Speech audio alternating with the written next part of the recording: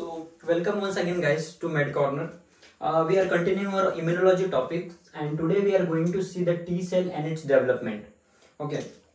Now before going this, we should understand where this origin of this cell originated, or where are the or other blood cells originating, because it's common for them. So let's see first. It's means if I ask question like that, when in human, where is the first cell is developed in human embryo, which is making all these T cells and red blood cells. So let's see.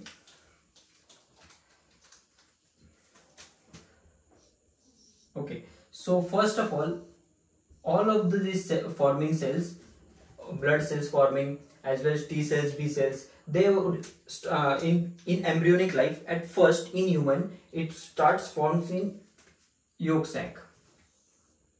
This is yolk sac.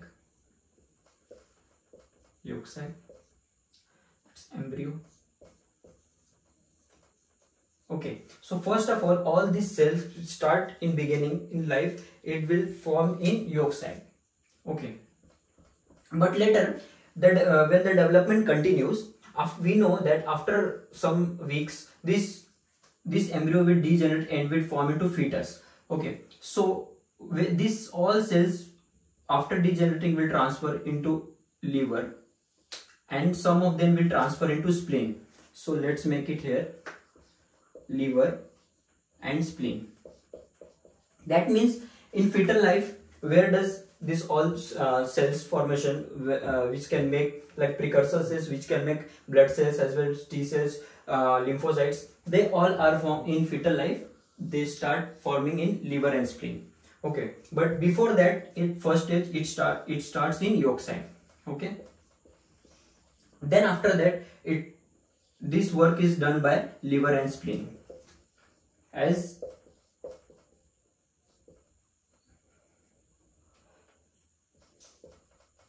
this embryo degenerate. Okay, but when after once the child is birth, what the fetus birth, this work is given to the important part, that is bone marrow.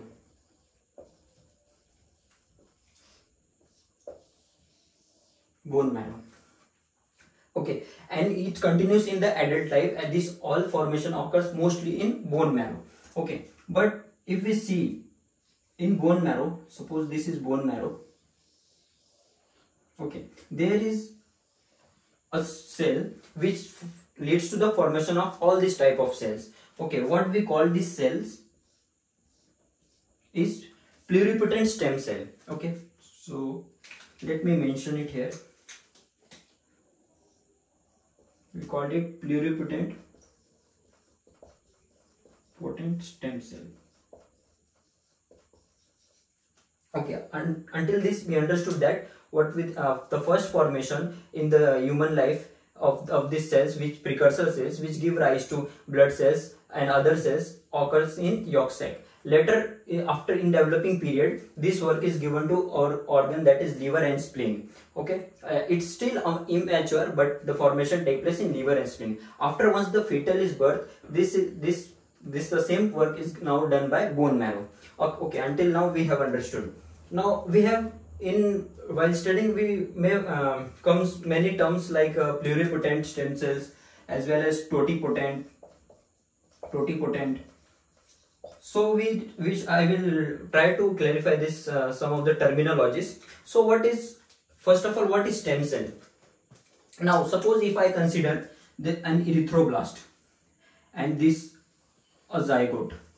Okay, or let's consider this cell. Okay, this I mentioned it here. Okay, I will show with the same. Okay, and let's consider this as erythroblast. Okay, do this erythroblast is a stem cell? If I ask, if the answer is no. Why? How we can differentiate the stem cell from normal precursor cells? Because first the thing that we need to remember is, whenever the stem cell will differentiate, it will form into two lineages. One will be the lineages which it will differentiate into, like if suppose this stem cell is going to differentiate into red blood cells or red cells, so this will form its own lineage. But it will make one more cell one more cell, and these cells will again rejoin its original population so that this population can be maintained. So but in this, if you see in this erythroblast, it will differentiate into the cell what it want to form, like red cell or whatever the final cell which it will form. But in this there is no, it will not maintain its original population. Okay, so this is the main difference between the stem cell and the normal or precursor cell. Okay, now if we see about totipotent, what is, if I tell totipotent stem cell, now what is difference? Totipotent stem cell, totipotent, its meaning itself is explaining, that means all. That means this stem cell, the stem cell which we have talked, it can give rise, it has ability to give rise to any of the cell, okay, remember, any of the cell. And the best example of this is zygote. It can give rise to any of the cell. Okay, but if we talk about the pluripotent stem cell, this also can give to many of the cell, but but it can't give to all. It cannot derive all of the cell of the body, but this can derive all of the cell of the body. That's why it's called totipotent. This pluripotent stem cell also can give rise to many of the cells, and it can maintain its original population also, but it's only many, it's not all.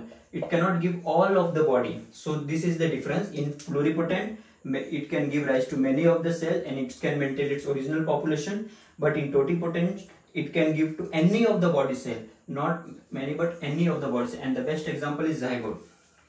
So until this we have understand what is pluripotent, totipotent, and the stem cell. Okay, now let's move forward.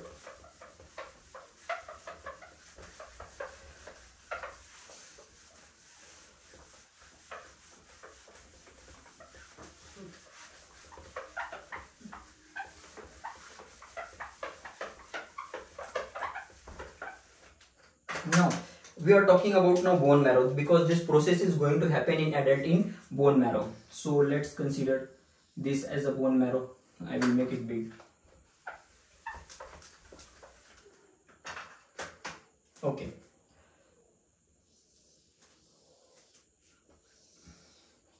So what happening in bone marrow?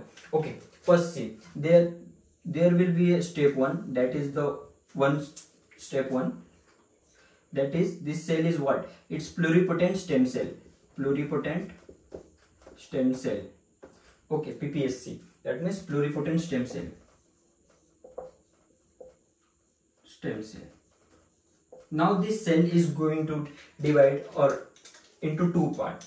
Okay, its lineage is starting now. So it's going to divide into 2 parts. Which are they? Okay, we have studied this in many times, and we might have heard these terms many times. So this is the first which is going to give is lymphoid progenitor cell and myeloid progenitor cell.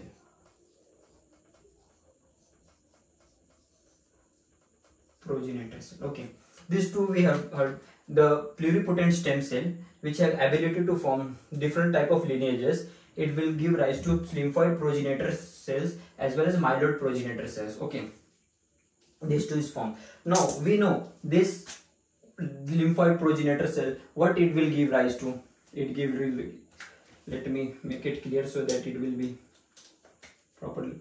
Okay, first it will give rise to formation of B cell, second T cell, and third natural killer cell. Okay, and how about this myeloid progenitor cell? So it will give rise to RBCs, red blood cells, okay, platelets, that also we also call as megakaryocytes or megakaryocytes. Okay, then it will give to WBCs, which is further divided into granulocytes. Okay, also lymphocytes, which comes under this monocyte lymphocytes. Okay, lymphocytes. Now, but our focus is on T cell. Okay, our focus point is of T cell. Now let's see how the T cell is formed. We have understood that in bone marrow, this pluripotent stem cell is giving rise to lymphoid progenitor cells, and it can give rise to a T cell. But remember one thing: the formation of this T cell formation is in bone marrow, and the maturation will be in thymus. So we are also going to see the thymus, how the maturation is going to take place and what are the processes in there. Okay, so let's focus on this T cell.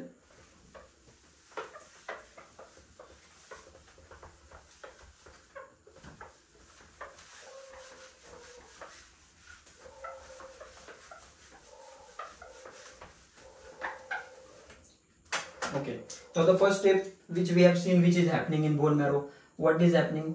The pluripotent stem cell is giving rise to two type, that is lymphoid. I just made a shortcut.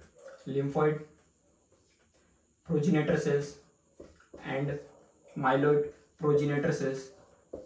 Okay, now we are focusing on T cell. Now what this lymphoid progenitor cell will do?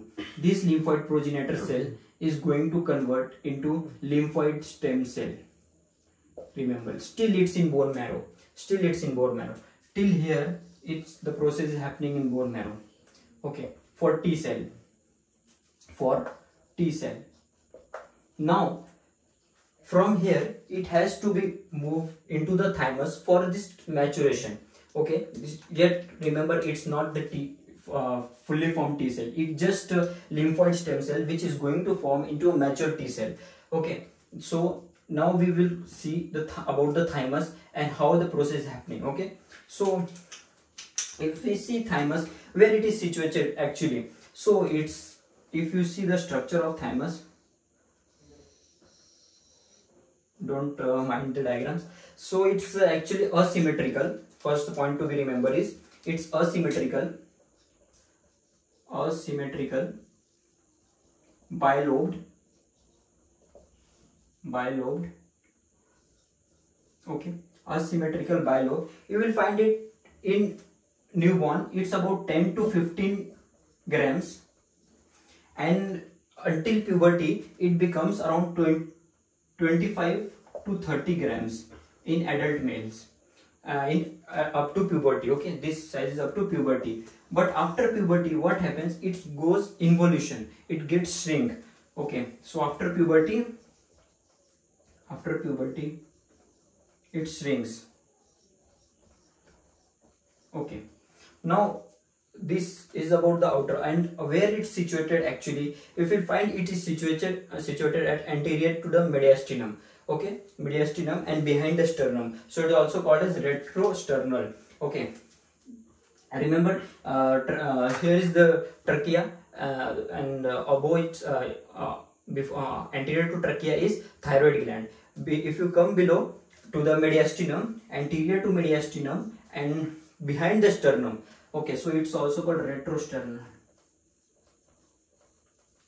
Okay, now the one more thing now you need to understand is the origin of this thymus gland is actually mesodermal, endodermal as well as mesodermal.